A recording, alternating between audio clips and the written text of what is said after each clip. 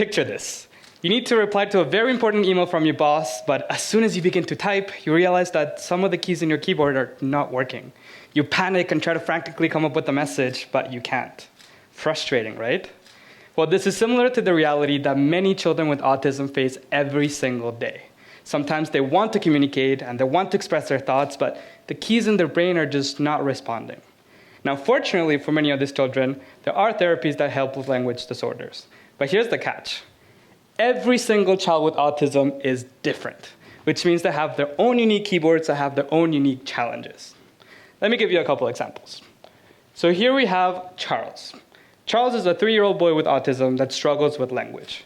Now for Charles, that could be due to issues with his auditory system, meaning some of the keys or the brain regions that go and connect with the vocal cords are not really acting how they should. Now let's take a look at another example. So here we have Lucy. So Lucy, just like Charles, also struggles with language. But unlike Charles, it has nothing to do with the vocal cord. In fact, for Lucy, it's associated with the auditory cortex, meaning her brain has difficulties trying to understand sounds and putting them into sentences. Now, both Charles and Lucy have what we call a language delay. But if you're a clinician and you don't know that they have vastly different neurological profiles, you might just give them the same intervention or therapy. It's kind of like that doctor that uses Tylenol for everything. Like, oh, you have depression and anxiety? Yeah, take a Tylenol. Oh, you cut your leg in half? Fine, maybe take 3 Tylenols. But as researchers, we know that we can do better. So how can we figure out what's happening at each child's keyboard? Well, one approach that we can take is, well, we could look into genetics. So we know that genes are important for development, but they're only a small part of the puzzle. In fact, less than 1% of all autism cases are caused by single gene mutations. And even if we say, fine, let's ignore mutations and look at common genes in the population, that accounts for about 20% of cases, which is not enough. So if we really want to understand what's happening at the keyboard of every child, we need to dig deeper. We need to look at the computer, all the components. And that happens right here in the brain. So this is my PhD. I want to use neuroscience and computational models to understand what's happening on every child's keyboard, so that then we can match them to better solutions. And this is how I do it. So we first bring these very cute little babies into our clinic, and we have them wear an EEG helmet. Now, EEG is great because it gives us the opportunity to measure brain activity. So we can see, for example, how well connected is the brain, or what happens when you process sounds, for example. Then we also have them do eye tracking tests. So eye tracking gives us a small glimpse into how children view the world. So we can see, like, for example, do they pay attention to social cues, or do they easily get distracted, for example?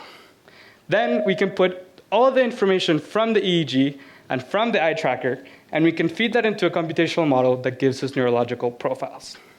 In other words, we can see what's happening in every child's keyboard. And more importantly, we can group them based on the keyboards.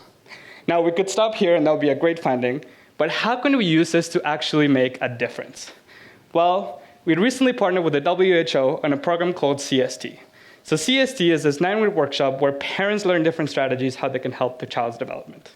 Our goal is to see how each of these different keyboards or profiles benefits from different aspects of the intervention. So for kids like Charles, that might mean focusing on alternative methods of communication.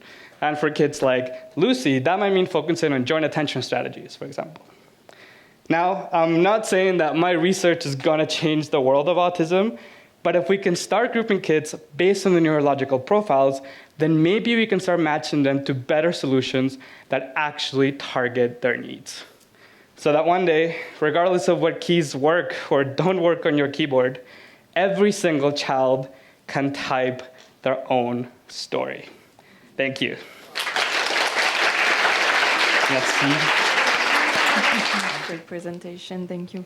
I was wondering, I don't know anything about autism, but is there already some therapies that are matching a bit what you are doing, or not at all, and it's very new? And I think the issue with therapies is, again, that every child is different. So like where you fall on the spectrum, like we have individuals that are very, like, they don't have high needs, for example, like they can have conversations, and it's, whereas you have individuals on the other side of the spectrum that, you know, can't really speak or have other deficits. So in terms of therapies, it really depends. There's a lot. Like the one I talked about today with WHO is not new. It's been based on years of research and decades of research. The one thing that is different with this one is, or compared to the other therapies, is that it's not focused only on autism. So the whole point is that it has to be accessible. Like a lot of neurodevelopmental disorders are the same, or have similar presentations like ADHD, OCD. So the goal is to, instead of focusing on trying to fix something, it's more like, hey, how can we help the parents, better help their children, or like pay attention to little things so that they can help them, express themselves or whatnot. Yeah. Question dans la salle pour Gabriel? Oui. C'est super intéressant ce que tu as montré de dresser un peu un profil neurologique de la personne pour faire les interventions en fonction de ça. Mais concrètement, est-ce que c'est une méthode qui serait longue à mettre en application comme une méthode diagnostique, par exemple? Est-ce que ça alourdirait la tâche ou ça serait faisable dans le milieu, par exemple? Il a des limitations, surtout comme moi, je me suis concentré sur EEG. Et EEG, par contre, IRM, c'est beaucoup plus flexible un peu. Mais en même temps, il y a aussi des gens qui ont des sensitivités, soit tactiles, sensorielles. Donc, c'est difficile de voir vraiment s'il a un enfant qui ne peut pas mettre les chapeaux EEG. Donc, on ne peut pas utiliser les EEG. Donc, c'est vraiment, on essaie de faire de différentes méthodes qui peuvent nous aider à créer des profils de manière qui peut avoir tous les mondes, mais il a toujours des limitations. Et je pense que maintenant, on n'a pas arrivé à ce moment qu'on peut utiliser pour dire, OK, là, on peut faire le profil tous les gens et puis on peut commencer des interventions. Mais on souhaite... C'est justement ma question, c'est probablement pas tous les gamins qui veulent avoir le casque sur la tête. Oui, c'est ça. Avec l'eye tracking, on trouve que c'est plus simple parce que tu n'as vraiment pas besoin, il faut regarder l'écran. Ouais. Mais c'est pas précis comme les IRM ou les EEG, donc tu as l'équilibre entre les deux un peu. Ouais, voilà. Question dans la salle? Thanks for the presentation. It was really interesting. I was curious, you're talking about doing this with children. Do these children show up already having a diagnosis? Can this also serve as a diagnosis? And at a second level would be, can this also be used with adults? Great. Great question. I'll answer in the two parts. So the first question is for diagnosis. So EEG has been shown to be useful for diagnosis, but we haven't gotten to the point where that can be the sole criteria. Like we still have to follow whatever the clinician says. And, everyone is different. So, where would you draw the line? You would need a very massive sample to say what's a normal EEG. But then even EEG can change to people drink coffee, for example. So for diagnosis, I don't think it's a tool that we should use, but it gives us an idea as to the profile of the child. Like I said, if we know that the child struggles with, visual attention or, with, hearing sounds, for example, that gives us a clue as to what the next step would be, but it's not they have autism because they have this EEG signal. I don't think we're there yet. And then for adults, it's also, I've been working mostly in infants, but the cohort that I'm working on has adults all across the spectrum. So we know that individuals that get diagnosed later have different needs, but some of these things still apply. So if we can understand what's exactly going on in the profile of the participant or the individual, regardless of the age, then we can start giving them things that help them in the future. Yeah. Thanks. Oui, une question ici devant. Ouais. Attendez le micro.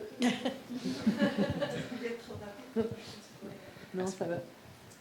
Merci. Merci pour la présentation. Je voulais juste faire une petite réflexion par rapport à la présentation qu'a faite une jeune demoiselle ce matin, la dernière, sur la tractographie.